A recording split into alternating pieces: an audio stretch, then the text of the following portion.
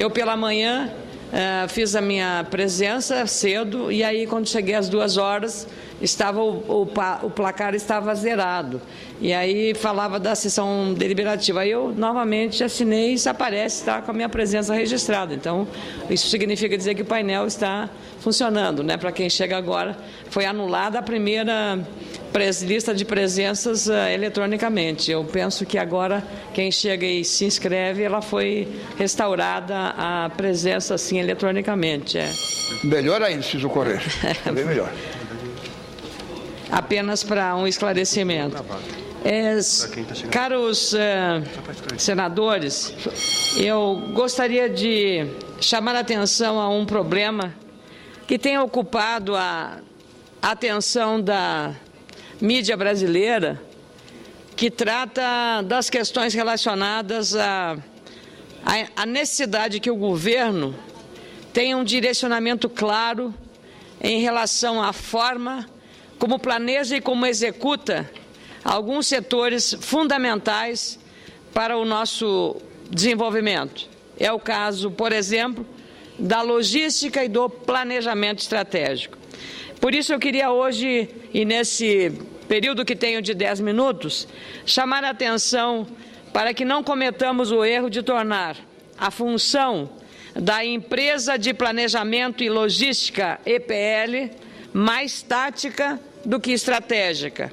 Digo isso, senhoras e senhores senadores, porque deve ser instalada nesta semana a comissão mista que analisará a medida provisória 576, responsável pela criação da EPL, a Empresa de Planejamento e Logística.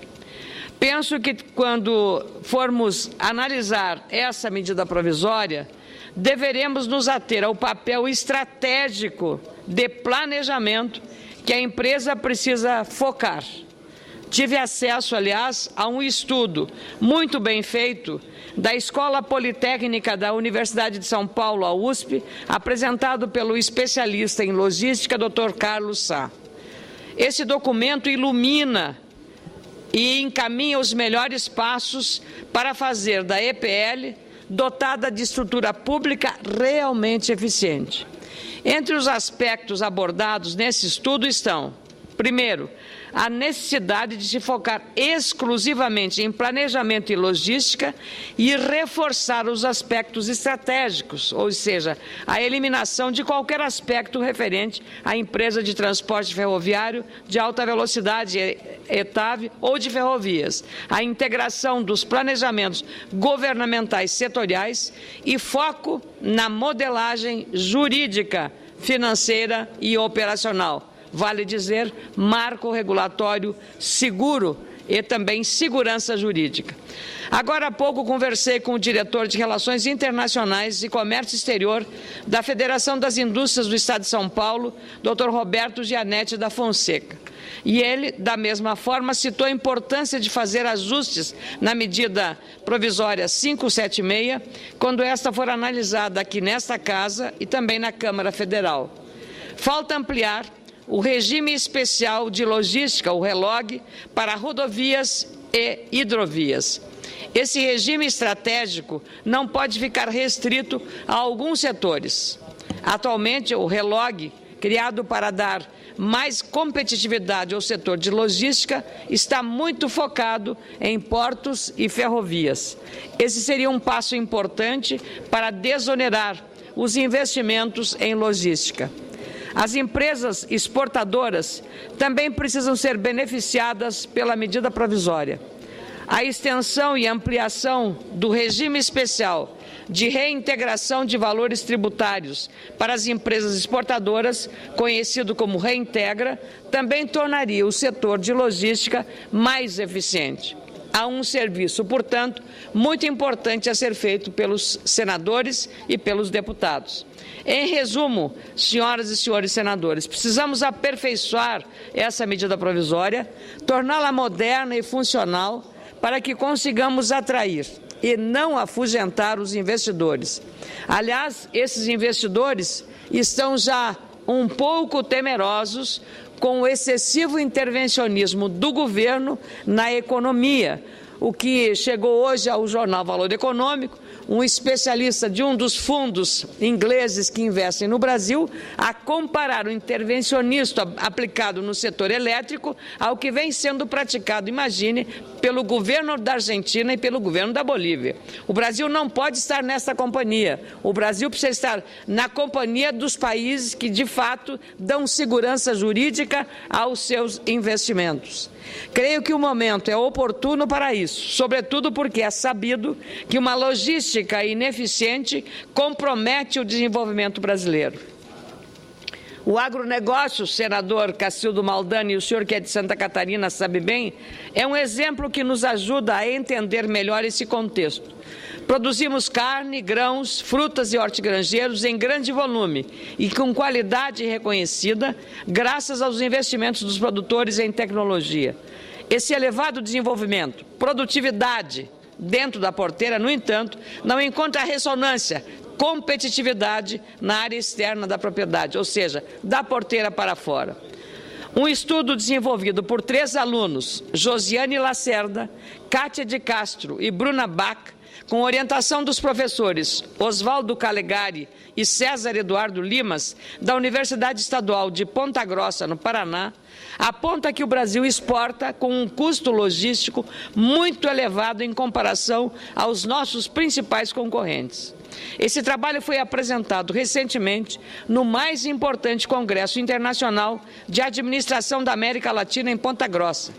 A pesquisa mostrou que o custo para escoar a soja chega a $70 por tonelada no Brasil, enquanto nos Estados Unidos os agricultores norte-americanos escoam a sua soja a um custo de $9 a tonelada.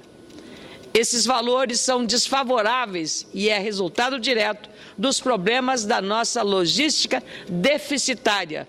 E, se não tivermos foco nesse planejamento agora estratégico e logístico e planejamento, nós não teremos perdido a oportunidade de transformar a EPL nesta nova imagem de um governo e de um país eficiente, no caso o Brasil. Enquanto os Estados Unidos integram rodovias, ferrovias e hidrovias no caminho até os portos, ou da propriedade até os portos e aeroportos modernos, no Brasil nós sofremos com buracos em estradas mal conservadas e portos e aeroportos deficitários. Há pouco o senador Ricardo Ferraz abordou muito bem aqui a questão aeroportuária.